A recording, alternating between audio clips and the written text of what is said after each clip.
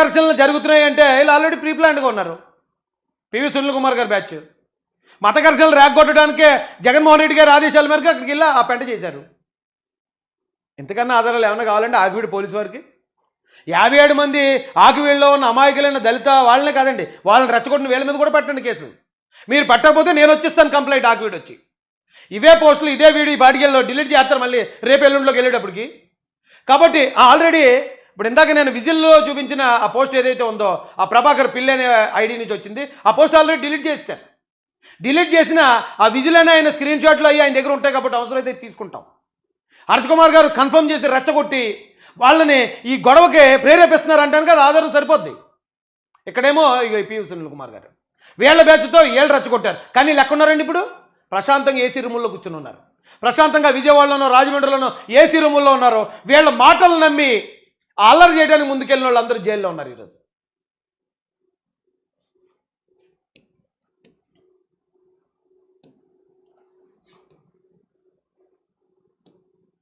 ఏమంటే ఇదే ఐడి నుంచి పివి సునీల్ కుమార్ గారు మరో పోస్ట్ పెట్టారండి. అది నా మీద కూడా పెట్టారు. ఎందుకంటే నేను పెట్టిన పోస్ట్ ఏంటంటే బీసీసీ అనేది అన్యాయం, రాజ్యాంగ విరుద్ధం అనే విషయం రాజకీయ పెద్దలకు భారత సమాజానికి తెలియజేయకపోతే దళితులను క్రైస్తవులను దొంగలుగా చూసే పరిస్థితి వస్తుంది. ఇప్పటికే కొందరు అలాగే చూస్తున్నారు. వాస్తవాలు అందరికీ తెలియజేద్దాం, మంచివారి మద్దతు కూడగడదాం, తిట్టేవారిని కూడా గౌరవిద్దాం. 1950లో ఈ బీసీసీ ఆర్డర్ తెచ్చింది కాంగ్రెస్ కనుక బీజేపీ, టీడీపీ, జనసేనలపై ఎవరు నోరు పారేసుకోవద్దు. కాంగ్రెస్తో సహా అన్ని పార్టీలని ఒప్పించే ప్రయత్నం చేద్దాం, న్యాయం చేయమని బతులాడదాం. ఎందుకంటే పాలకులు తప్ప ఎవరు చేయలేరు. ఇట్లు మీ రాజేష్ మహాసేన అని పెట్టానండి.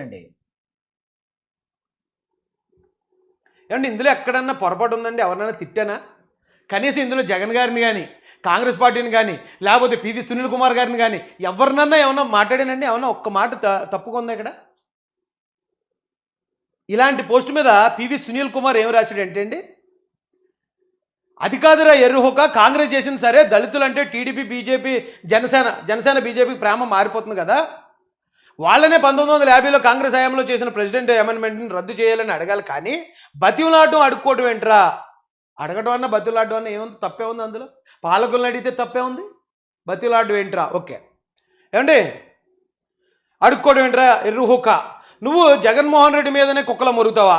కూటమిని అడగాలంటే మొహాన్ని పోస్తారని కారుతుందా నీకేంటి? ఈ భాష చూడండి ఒకసారి. పివి సునీల్ కుమార్ పెట్టిందే ఇది. అరే రాజకీయ కొంచెం చూడండి అంత గౌరవమైన మాటలు ఇవి.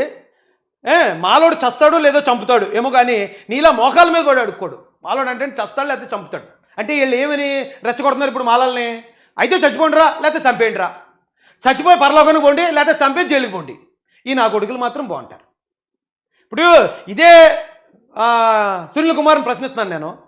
ఏమయ్యా సునీల్ కుమార్, నువ్వు అధికారంలో ఉన్నప్పుడు, నువ్వు డీజీపీగా ఉన్నప్పుడు, నీ వెనకాతల జగన్మోహన్ రెడ్డి సీఎంగా ఉన్నప్పుడు నీ లాగు ఉదాలైపోద్దని నేను కాదు, నా తమ్ముడు బెదిరించాడు నిన్ను. నువ్వు డీజీపీగా ఉన్నప్పుడు గుర్తుపెట్టుకో. ఇప్పుడు నేను అధికారంలో ఉన్నాను, నా ఎడంకాలి చిటికిన వేల మీద ఉన్న ఎంటుకు కదపలేరు మీరు.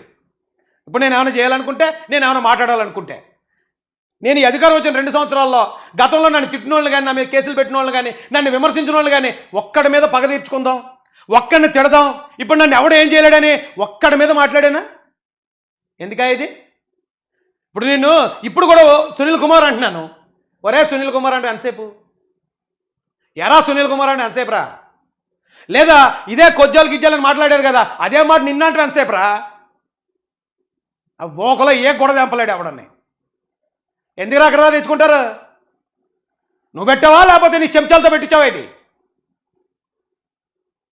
కోడకల్లారా అయిపోయింది కదా, అంతా రిటైర్మెంట్ బ్యాచ్, ఓఎల్ఎక్స్ బ్యాచ్, అందరూ శుభ్రం రిటైర్ అయిపోయింది తాతీలు. ఒరా తాతల్లా ఉండండి రా, మీకెందుకు రేపు పనికి మళ్ళీ పనులు? ఏటే మాలోడు చంపుతాడు లేకపోతే సత్తాడా? పివి సునీల్ కుమార్ నిజమా? అంత ధైర్యం ఉందరా నీ దగ్గర? నీ ధైర్యం ఒకసారి చూపిస్తాను రండి ప్రజలకి. ఒకసారి నీ నీ అది ఓపెన్ చేద్దాముడు. ఈ పివి సునీల్ కుమార్ వీడు మాలోడు చంపుతాడు కదా, సత్తాడు కానీ అవును బద్దులు ఆడ్డావు, అవసరం అయితే చచ్చిపోండి మాలోడు అన్నాడు. ఈడు మాత్రం సావడం. ఇదేమంటాడు చూద్దాం రెండోసారి. నాకు అసలు తిక్కరేగిపోతుందండి. కాకపోతే ఇంకా మర్యాద ఇవ్వాలి, ఫోన్లే వాళ్ళ దగ్గర ఏమీ లేదు. ఆ రాజేష్ అధికారంలోకి వచ్చాడు కాబట్టి ఇలాగ అనేసాడు, అలా అనేసాడు అనుకుంటారని అవుతున్నాను. అంతేగాని ఇలాంటి ప్లాట్ఫామ్లతోటి ఇలాంటి ఓఎల్ఎక్స్ పీసులతోటి రిటైర్ అయిపోయి మూలన కూర్చున్న తాతలతోటి మాట్లాడడానికి లేను. జాతి కోసం బతులాడుతున్న అవసరం అయితే 1950 నుంచి శిక్ష అనుభవిస్తున్న నా జాతి కోసం అవసరమైతే మోడీ కాళ్ళు పట్టుకుంటాను, చంద్రబాబు నాయుడు గారు కాళ్ళు పట్టుకుంటాను, లోకేష్ గారు కాళ్ళు పట్టుకుంటాను. జాతి కోసం పట్టుకుంటాను. నీకులాగా పోస్టింగ్ కోసం పట్టుకోను పివి సునీల్ కుమార్. నీకులా పోస్టింగ్ కోసమో లేకపోతే ఈ సస్పెన్షన్ ఎత్తేయడం కోసమో ట్రాన్స్ఫర్ కోసమో కాళ్ళు పట్టుకోను.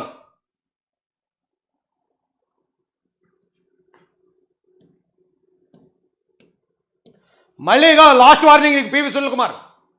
ఇలాంటి చెంచా అకౌంట్ల నుంచి ఏ మాట అయితే తిరిగి వచ్చిందో అదే మాట నీకు వస్తుంది. ఇప్పటికైతే వదిలేస్తున్నాను. మళ్ళీగా నేను ఈ చెంచాలతో నా మీద ఎటువంటి భాషలో మాట్లాడావో అదే భాష నీతో మాట్లాడతాను. జగన్నే లెక్క చేయలేదు నాకు తెక్కొస్తే. నువ్వెంత ఆఫ్టర్ ఆల్ ఎంత? నువ్వు జగన్ ఎడం కాలుతో తంతే అడిషనల్ డీజీపీ సిబిసిఐడి నుంచి గంటల కొర సెక్షన్లోకి వెళ్ళి పడ్డావు.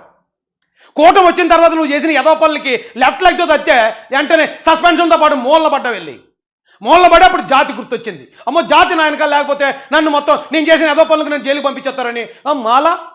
మాలలందరూ క్రైస్తవులందరూ మీరందరూ నా వెనకాల ఉండండి, నన్ను కాపాడుకోండి, నా గురించి మాట్లాడండి అని ఈదలమ్మడి తీరు అడుక్కున్నావు పివి సునీల్ కుమార్.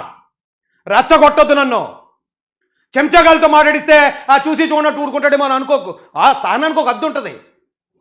సహనానికి ఒక అద్దు ఉంటుంది రా పివి సునీల్ కుమార్. నీ లాగు ఉదాలు చేస్తానని నేను డీజీపీగా ఉన్నప్పుడు అన్నవాడిని. నీ లాగు ఉదాలు చేయడం ఎంతసేపు పని నాకు?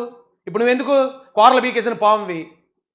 ఆ పొట్ట ఒకటే, దానికి ఒక చిన్న సూట్ ఒకటే, అది వేసుకుని నువ్వు తిరిగేస్తా ఉంటే నిన్ను చూసి ఎవరా భయపడేది? చేసుకో నీ పని నువ్వు. నేను పర్సనల్గా ఎప్పుడు టార్గెట్ చేయలేదుగా. ఇప్పుడు దాకా మాట్లాడిన దాంట్లో కూడా పివి సునీల్ కుమార్ గారు ఇలా చేశారు అదేగా చెప్పాను. ఏట్రా ఈ పోస్టులు ఏట్రా పివి సునీల్ కుమార్ ఈ పోస్టులు?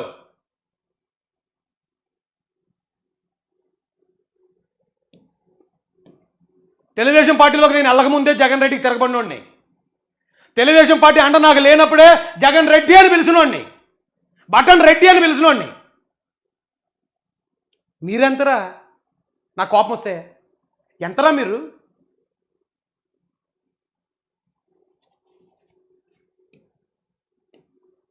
రండి పోటుకొని చూపిస్తాను రండి. పివి సునీల్ అనే అతన్ని మాలోడు చంపుతాడు లేకపోతే చచ్చిపోతాడు అటండి.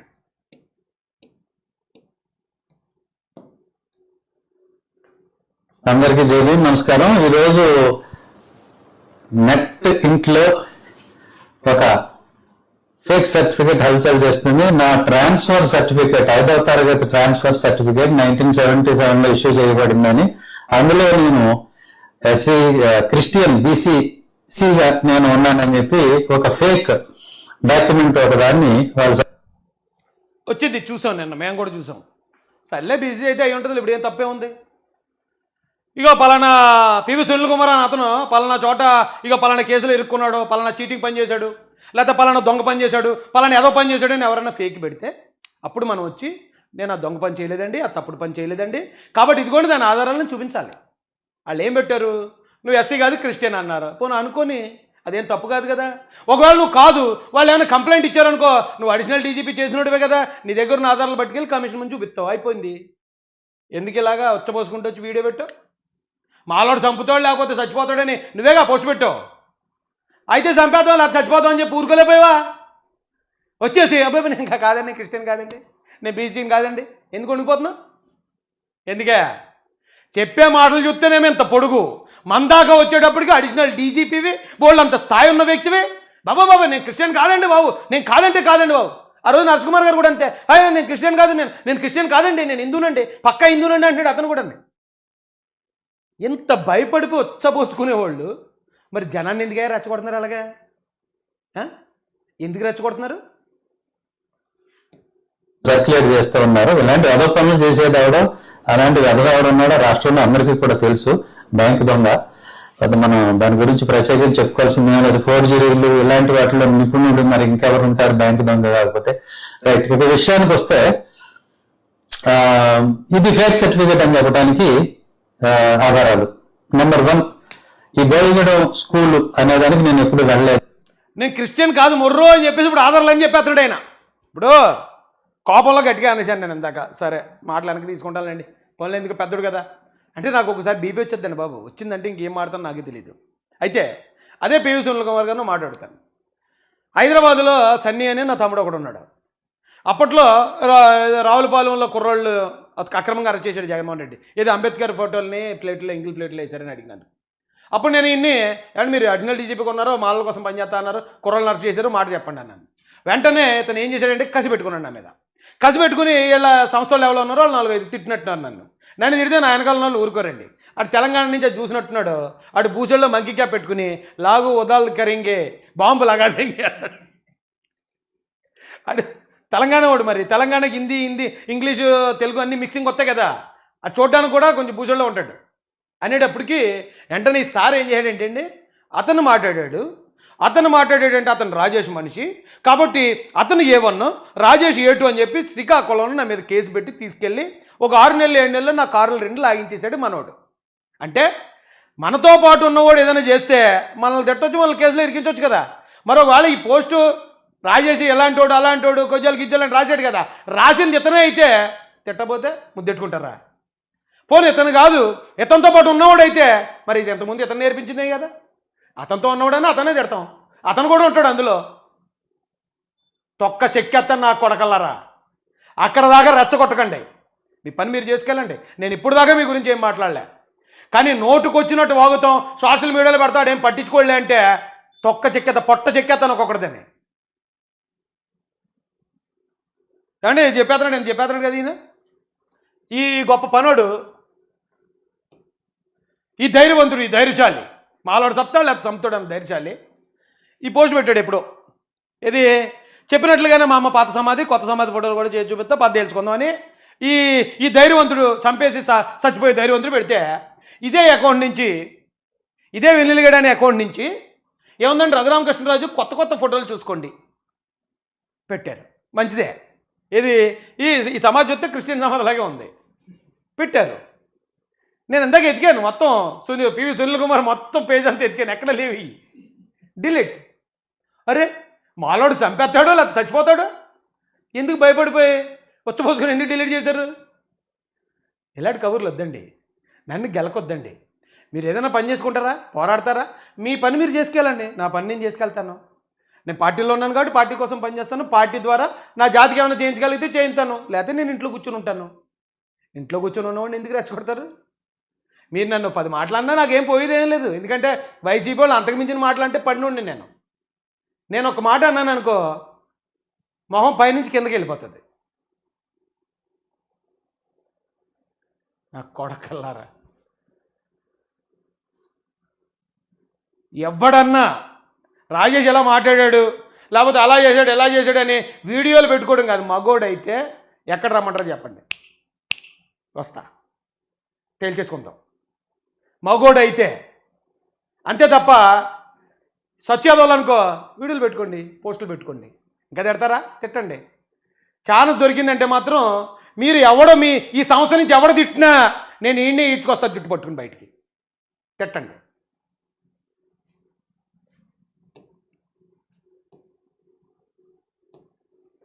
ఈడొకడు ఈ జాడగాడు, ఈడు కూడా మొత్తం జాతిని పెంట చేస్తున్నాడు. వీడు కాపులను తిట్టేస్తాడు, పవన్ కళ్యాణ్ గారిని తిట్టేస్తాడు, లోకేష్ గారిని తిట్టేస్తాడు, చంద్రబాబు నాయుడు గారిని తిట్టేస్తాడు. ఏంటి 5 కోట్లు 5 సీట్లు అంటే 5 కోట్లు చెప్పిన 178 800 కోట్లు ఎంత అయింది? 800 కోట్లుని 5 సీట్లు ఇచ్చేమని అడిగాడు. వీడు మొఖాన్ని అద్దంలో చూసుకోరా బాబు, వెళ్ళి నువ్వు ఆ పౌడర్ లేకపోతే నీ మొఖాన్ని నువ్వే గుర్తుపట్టలో పోరా అని చెప్పంటే వెంటనే వీడు జాతిని అడ్డపెట్టుకుని మొత్తం అందరినీ కులాలను మతాలను అన్నింటినీ జాతికి శత్రువుని చేస్తున్నాడు. ఇలాంటి వాళ్ళని మాత్రం దూరం చేయకపోతే వీళ్ళు మాకు సంబంధం లేదు, జాతికి సంబంధం లేదు, మేము న్యాయం ఎటుంటే అటు ఉంటాం, ఏ పార్టీ మాకు న్యాయం చేస్తే వాళ్ళే మా సొంత వ్యక్తులు అనేది ఈ మాలల్లోనూ క్రిస్టియన్స్లో ఉన్న వాళ్ళు బయటికి వెళ్ళి చెప్పకపోతే వాళ్ళు చేసే ఏదో పని మొత్తం అందరూ మొయ్యాల్సి వస్తుంది. రోజులు చాలా దారుణంగా మారిపోతాయి రానున్న కాలంలో. మళ్ళీ చెప్తున్నాను, దీనివల్ల నాకేం లాభం లేదు నష్టం లేదు. ఈ ప్రమాదాన్ని మాత్రం మీకు హెచ్చరిస్తున్నాను. ఈ జాతిలో ఉన్నవాళ్ళు దీన్ని కొంచెం సీరియస్ తీసుకోండి. ఓకే అండి.